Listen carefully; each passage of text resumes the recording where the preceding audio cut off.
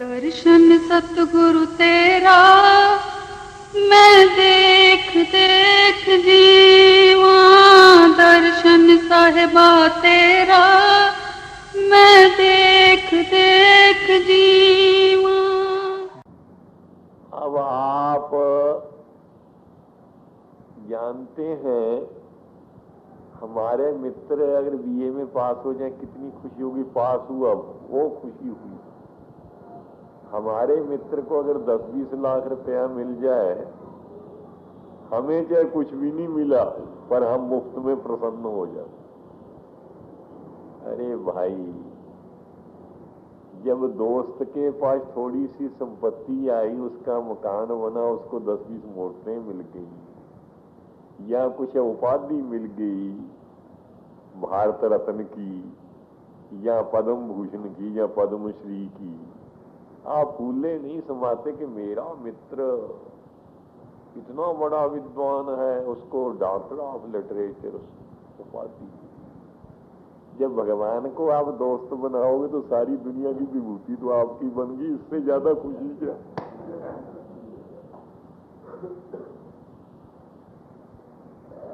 इसीलिए सुदामा ने जब श्री कृष्ण को मित्र बना लिया तो बतलाओ त्रिलोकी की विभूति सहज में ही उसके चरणों में आकर झुक गई। भाई, जरूरत है भगवान को दोस्त बनाने। दोस्ती की निशानी क्या है कि सबसे अधिक उससे प्यार कर। मनुष्य अपने पिता से बात छिपाता है, भाई के पास दिल नहीं खोलता, कई बातें औरत को भी नहीं बतलाता। अगर कहीं हृदय खुलता है तो कहां? मित्र के पास। भाई क्यों? कि मित्र के साथ हमारा सबसे अधिक स्नेह। इसीलिए भगवान को जब अपना मित्र बना लोगे फिर खुले दिल बातें कर सकोगे। और एक तो वो सर्वज्ञ है, बिना कहे आपकी बातें समझ लेगा।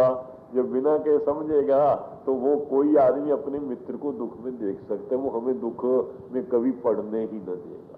दूसरी बात, अगर वो कहीं परीक्षा के लिए थोड़ी उपेक्षा भी कर रहे, हम खुले दिल कह भी सकते हैं, अरे भाई फिर तू दोस्त ही काहे का, अगर इस समय भी तो हमारी सहायता में नहीं आता। जब पांडव द्यूत में पराजित होकर के वनवास के लिए चल दिए, वहां श्री कृष्ण सब लोग पांडवों को मिलने, द्रौपदी रूठ गई भगवान से बोलती, कहते प्रभु मेरे भाई कहलाते हो, क्या भाई का यही लक्षण है बहन की बेइज्जती हो रही हो? और बहन कहते भाई कहीं दूसरी जगह ही घूमता रहे। भगवान कहते बहन क्या करूं, मनुष्य का चोला लिया है, इस नाटक को, इस अभिनय को पूरा उतारना। इसलिए जिस समय युधिष्ठिर जुआ खेलने की तैयारी कर रहा था, मैं तो उसी समय आकर उसके हाथ के वो डालने छीन कर तोड़ डालता और दुर्योधन आदियों को भी धमकाकर इस नीच को कर्म से रोक देता। पर किया क्या जाए, जब मैं राजसूय यज्ञ से वापस गया द्वारका की सारी प्रजा रो रही थी, प्रभु आपकी अनुपस्थिति में शालू ने हमारे पर आक्रमण किया और उसने हमारी बहु बेटियों की बेइज्जती की, उसने हमारा धनमाल सब लूट लिया। जब तक आप उससे बदला न लेकर देंगे हम आपको अपना राजा ही नहीं मानेंगे, हम आपको द्वारकाधीश ही नहीं कहेंगे। कहते मैं उस समय शालू के साथ लड़ने के लिए चला, युद्ध में लगा हुआ था। अब देखिए भगवान कृष्ण अपनी सफाई दे रहे हैं।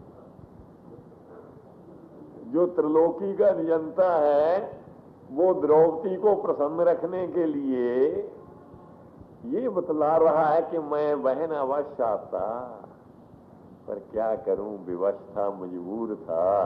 मैं एक दुश्मन के साथ लड़ाई लड़ रहा था, वहां से आना मेरे लिए शक नहीं था। तो यद्यपि भगवान नहीं आ सके, ये तो कारण कुछ और ही थे।